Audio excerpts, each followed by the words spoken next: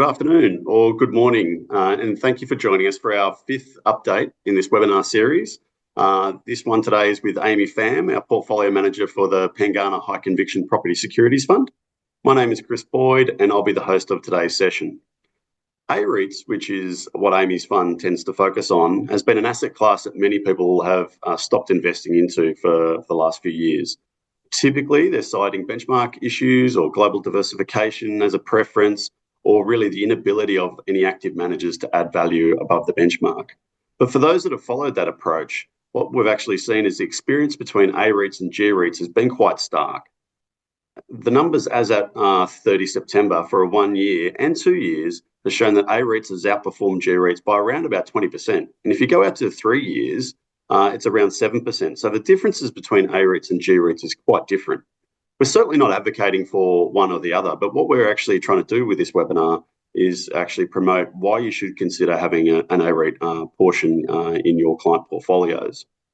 So in today's session, rather than doing any prepared slides, we're going to have a bit of a Q&A. We thought we'd try and mix that up.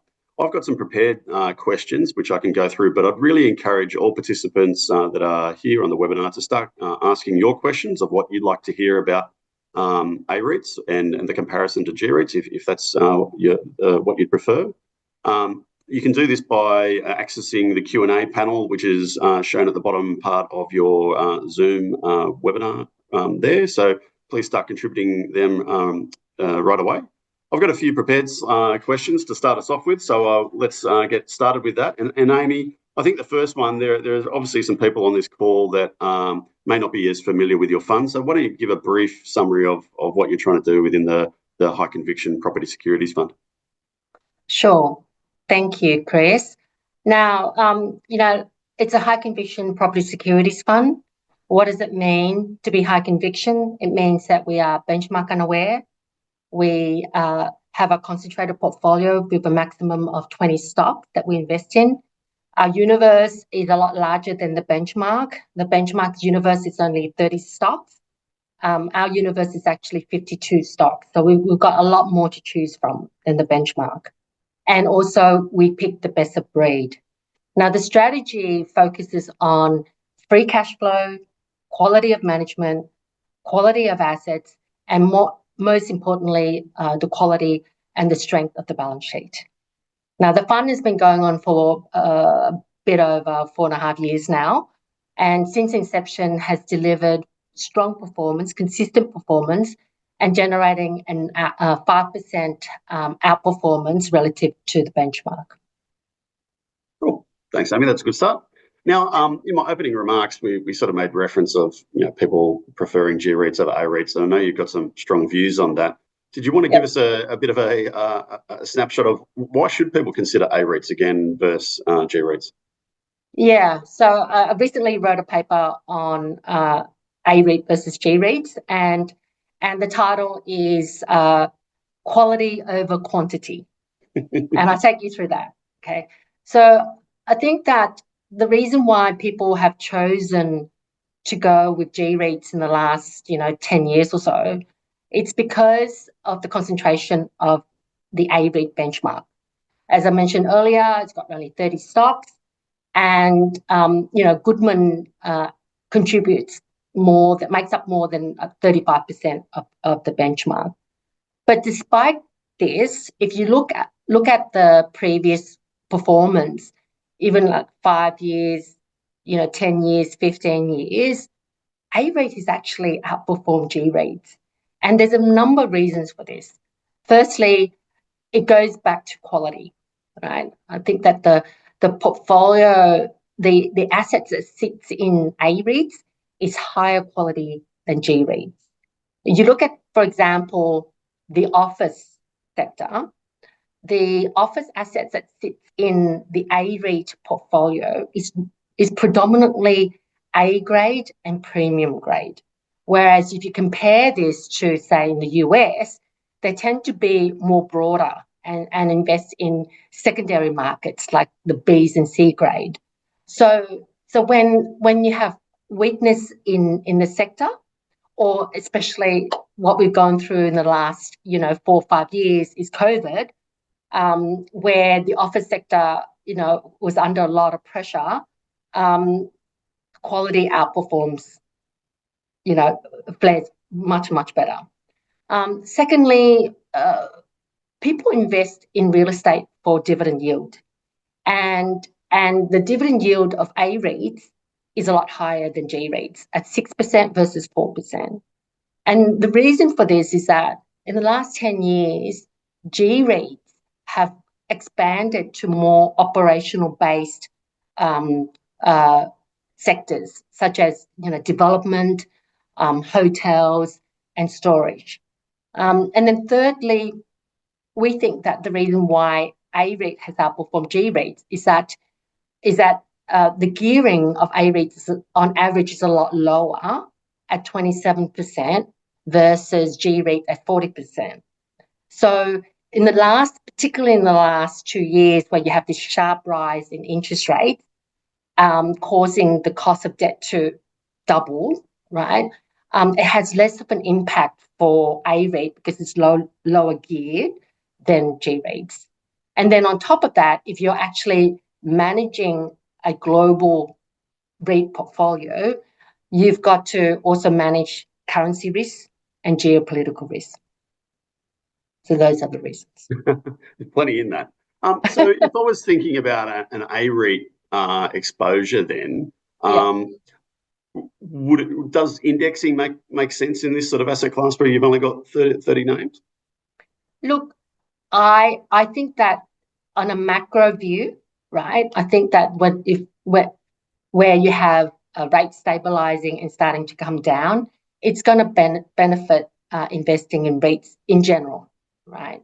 I think that, however, I don't think that it's a matter of high tides lifting all boats, right?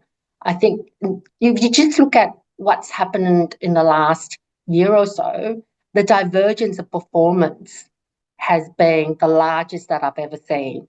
So the top performer has been, for 1 year to September, has been, Goodman Group and Charter Hall, which delivered a staggering 74% return for the 1 year, versus the worst performer, which is Mirvac, at 6%.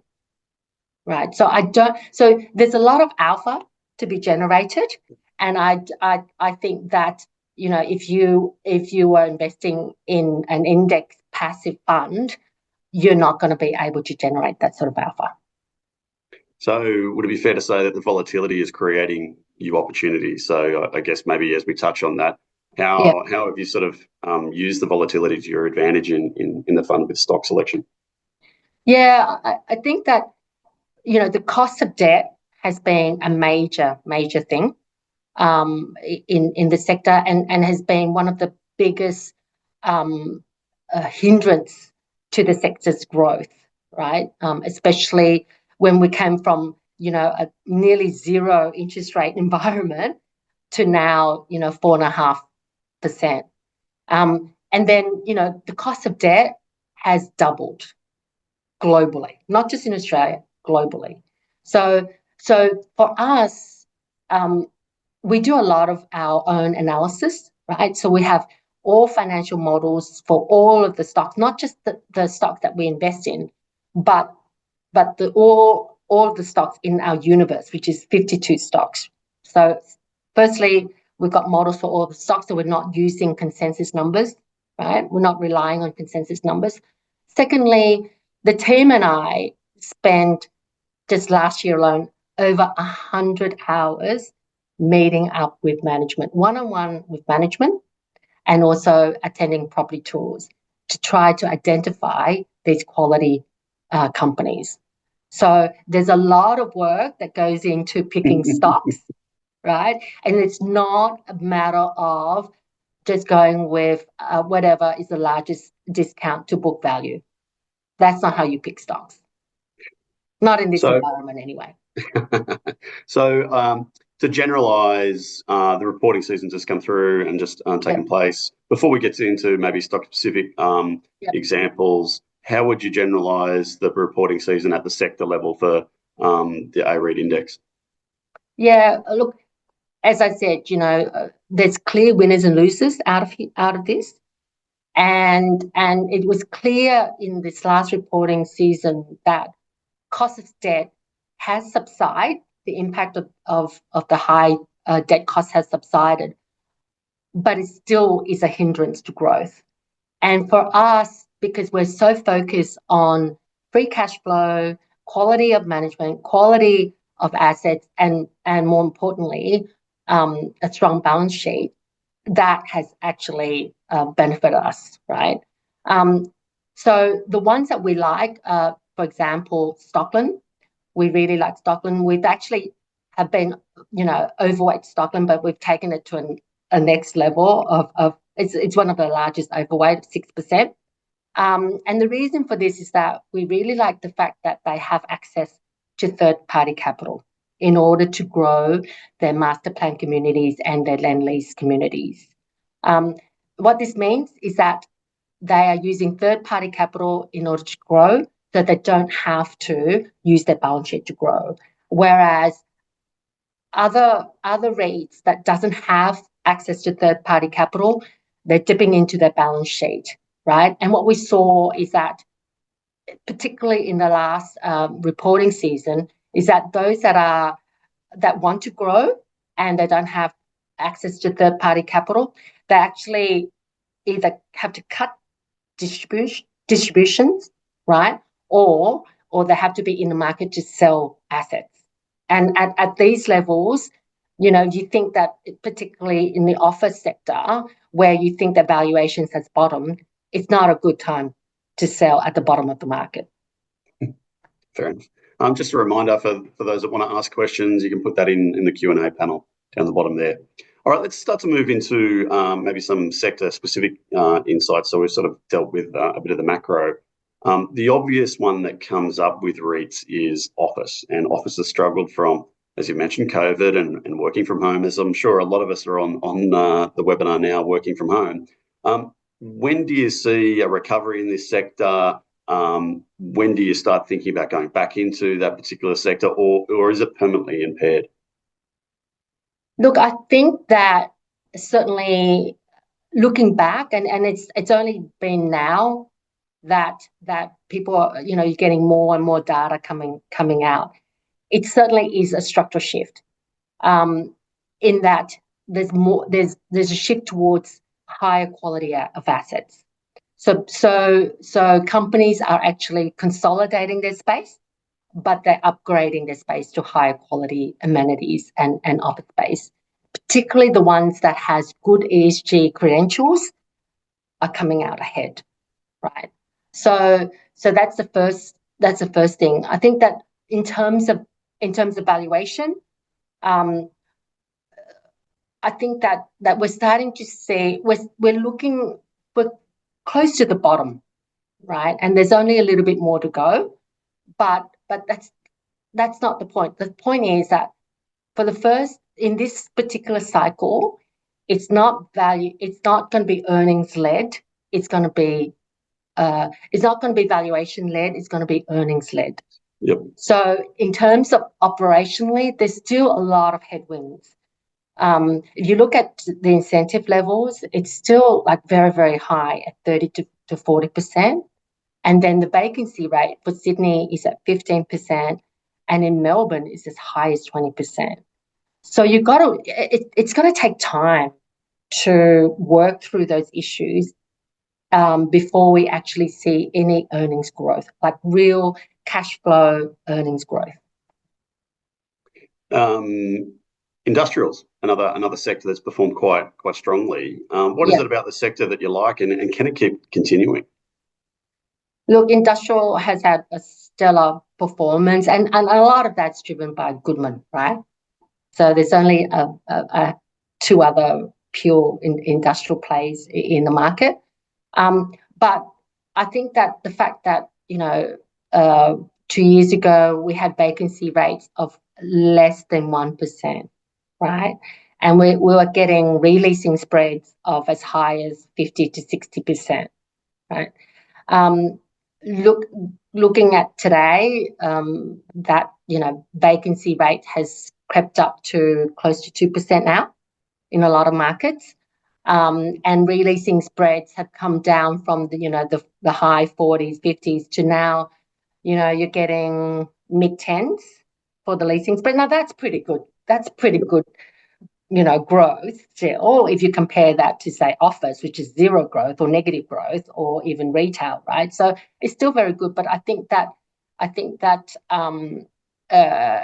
the growth is moderating, right? And then I guess where it becomes interesting is that a lot of these industrial REITs are getting into data center development. For example, Goodman, right? So Goodman now, their development data center now makes up 40% of their development pipeline. And if they build that to the next 5 years, and if they build that out, right, it is going to be a big contributor to their earnings going forward. I'll come back to data centers. I think that's an interesting, seems to be the topic and flavour of every portfolio at the moment. There's a question that's come through here. If you're looking forward over the next 3 to 5 years, how do you see sort of real estate investments changing, particularly with tenant footprints evolving as this new work from home, flexible working piece comes through? Is that likely to change some of the office space? Look, at the end of the day, the way that I explain that you should look at office and when office is going to recover, it's very much the same way as retail malls, 10 years ago, right? When you have, the online retailing taking market share from the malls, right? And then if you fast forward that 10 years to today, the best retail malls are performing like really, really well, right? Because at the end of the day, the online retailers actually want to have this omni-channel presence, so online and physical stores. So they're going to choose the ones that like the best location to exhibit, the product. So therefore, same thing with office, right? For office, since COVID, you're competing with working from home, right? And I know that a lot of employers out there are really trying to encourage their employees to come back to the office. And the only way that they can do that is that if the amenities, if the location, if the office is much, much better than home. That's the only way that they can get employees back to the market. You also touched on an interesting thing for my wife about returning goods. When you've got a physical store, it's a lot easier to do that rather than online. So exactly, I'll take note of that as well. From a shopping centre perspective, where do you see the shopping sector as a whole now, given those sort of comments? They certainly got obviously hit through COVID. The centre group has obviously evolved, and it was once the biggest part of the index, like Goodman is. It sort of pulled back a bit. You're now going into Stockland, which owns a few shopping centres as well. Is that a theme that you see recovering, or is it really quite more nuanced than that? Look, I think that the retail sector has been a lot more resilient than the market has anticipated, especially in an environment where, you have this sharp rise in interest rates and everybody's talking about affordability and, all that. I think that it has done really, really well. Well, we've got a large overweight position in Centre Group, and it's done really, really well for us. The reason that we like it is that we think that the lease structure is very, very attractive because Centre Group's lease structure is CPI +2. Now, 4 years ago, CPI was not even 2%. So CPI +2 means, your lease structure, it means you're only getting a 4% growth, right? Now, when CPI is like 4 or 5%, all of a sudden you're getting 6%, 7% growth. So that's very, very attractive to us, and that's why we were, overweight Scentre Group because of the lease structure. Looking forward, though, we think that yes, interest rates are coming down, but it's still very, very high, and I think that at the end of the day, that will start to impact on spending and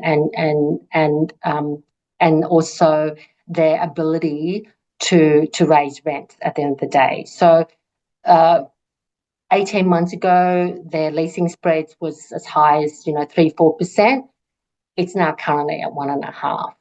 So we've actually reduced that position to being underweight Scentre Group at the moment. So you mentioned in your opening remarks that the benchmark's about 30 odd names, and your opportunity set is like more 50, 52. How would you categorise those investments that are off benchmark, and what sort of characteristics do they have that you're interested in? Yeah, a lot of them are actually in the alternative space. For example, like your data center, your childcare, your healthcare, your real estate credit. So or your manufactured housing. So and that's the type of sector that we actually prefer, because not only does it provide you with diversification outside of your core real estate, like your office, retail, and industrial, but these types of assets are driven by secular trend, and so therefore their earnings is a lot less cyclical than your typical office, retail, industrial. So I guess that leads us to data centres, and you've already mentioned it once or twice, and Goodman's has been part of it, but things like NextDC are there as well. Can you talk about what the data centres, how you can get access to that in the market? Is it easy? Like, is there competition coming in that space, or what are the dynamics in data centres that make it an attractive investment? Yeah. Look, there's not a day go by where I get webinars or some sort of research out on data center, because it's very topical, especially with this AI thing that's happening. We've been investors of NextDC since the inception of the fund, right? So we're a believer of data center. Now, data centers are not a tech stock, right? I think it's more in tune with a real estate stock, and that's why we're investors in it. The criteria for investment for us in data center is that, one, it's got a contract rather than a lease, because NextDC is an owner and operator of data center. Now, they're the largest owner and operator of data center in Australia, right? So they have contracts of 12 years to these multinational companies like your Google, your Microsoft, your Amazon, right? That's more secure than a lot of the office or retail leases, which only goes for 3 to 4 years, right? So that's the first thing. Second thing is that there's very, very high barrier to entry into data center. Just because you've got capital doesn't mean that you can go and put a data center next to another data center, right? It costs more than $1 billion to build a data center these days, right? More than $1 billion. And then not only that, you need to get development approval, which is extremely hard in Australia, and then you need to have power, right? So you need to secure power. That's the major deterrence or barrier to entry for a lot of players.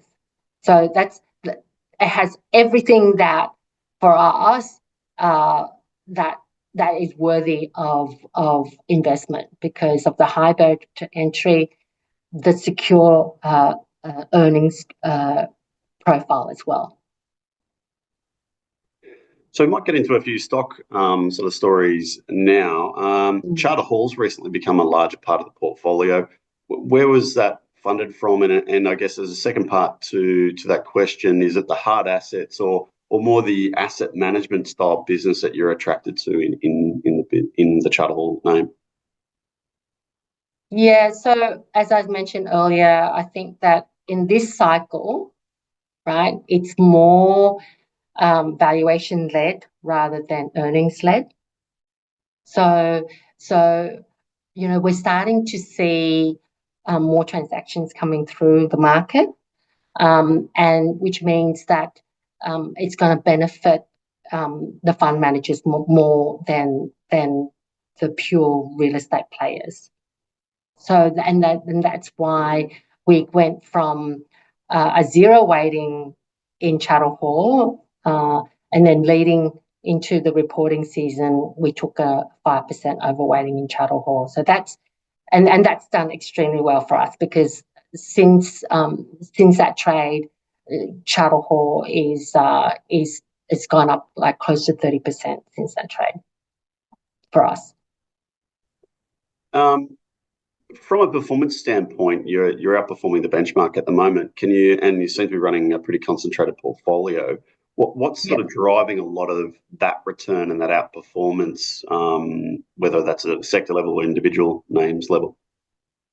I think the fact that we've been like zero weighting in the pure office play has contributed to the outperformance, and we've held that position for the last 3 years, right?